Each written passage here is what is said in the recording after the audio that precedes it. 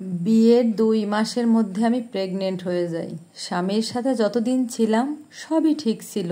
আমিও কখনো তার ফোন চেক করিনি। তার সাথে আমার কোনো মাতামাতি হয়নি। বিশ্বাস করেছি তাকে। আমাদের মধ্যে কোনো ঝামেলা বা ঝগড়া কিছুই নাই। মানে সুন্দর একটা সংসার যাকে বলে। কিন্তু সমস্যা বাদে আমি তার থেকে দূরে আসাতে আমার বাচ্চা হবে বাবার বাড়িতে আসি 2 মাস আগে।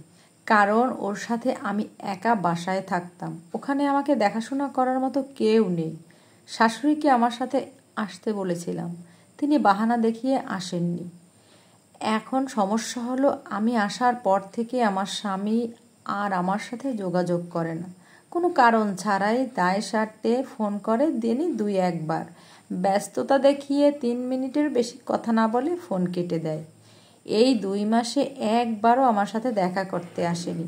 আমি ডাকলেও বলে ছুটি পাবো না, কাজের চাপ, অনেক ব্যস্ত। তোমার মতো কি আমি শুয়ে বসে কাটাই নাকি? আমার প্রেগন্যান্সির জন্য শরীরে অনেক পরিবর্তন হয়েছে।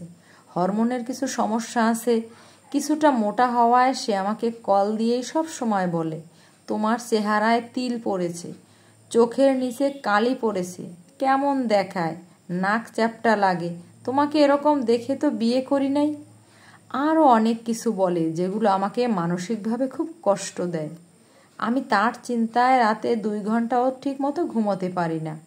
এদিকে খাওয়া দাওয়া করতে পারি না দেখে বাচ্চার গ্রোথ বাড়ে না। আমি বাবার বাড়ি আসার পর ডাক্তার বা কোনো কিছুর জন্য আমাকে 1 টাকাও দেয় নাই। এমনকি শরীর ভালো মন্দ পর্যন্ত জিজ্ঞেস করে না। আমি আসার পর থেকে তার নাকি 3 মাসের বেতন আটকে গেছে। কখনো আবার 4-5 দিন ফোনই দেয় না। রোজ অনেক রাত পর্যন্ত ফোন ওয়েটিং থাকে। জিজ্ঞেস করলে বলে বস কল দিয়েছিল, বাসায় কথা বলেছিলাম, ফোনে কাজ করতেছিলাম, এমন আরও অনেক কিছু।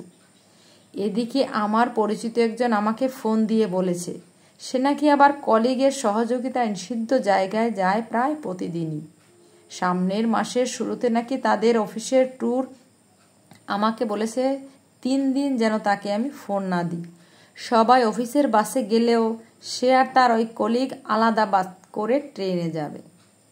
এখন আমি কিছুই বুঝতে পারছি না আমার সাথে এরকম করার কারণ কি। তার সাথে এগুলো নিয়ে যতবার কথা বলেছি উনি আমাকে বিরক্তি ভাব দেখিয়েছেন।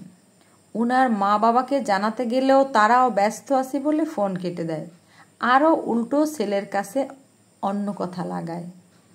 আমার স্বামীর বক্তব্য হলো, আগে নিজের বাচ্চা জন্ম দাও, আমি কোথাও হারিয়ে যাচ্ছি না। স্বামী যা করে করতে দাও, আগে নিজে সুস্থ হও। কয়দিন কথা না হলে মানুষ কি মরে যায়? তার ব্যবহারে আমি মানসিকভাবে খুবই ভেঙে পড়েছি দিন দিন।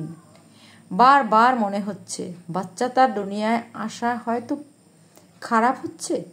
বাচ্চা জন্ম দিতে এসে আমার সংসারটাই ভেঙে যাচ্ছে। আমি এরকম একটা অমানুষের সাথে সারা জীবন কিভাবে থাকবো সেটাই বুঝতে পারছি না। আবার তাকে ছেড়ে দিলে আমার মা বাবাও আমাকে সাপোর্ট করবে না। কিন্তু কোনো কারণ ছাড়া এরকম পরিবর্তন আমি আর নিতে পারছি না। তার সাথেও কথা বলতে পারছি না। আমি কি করব কিছুই বুঝতে পারছি না।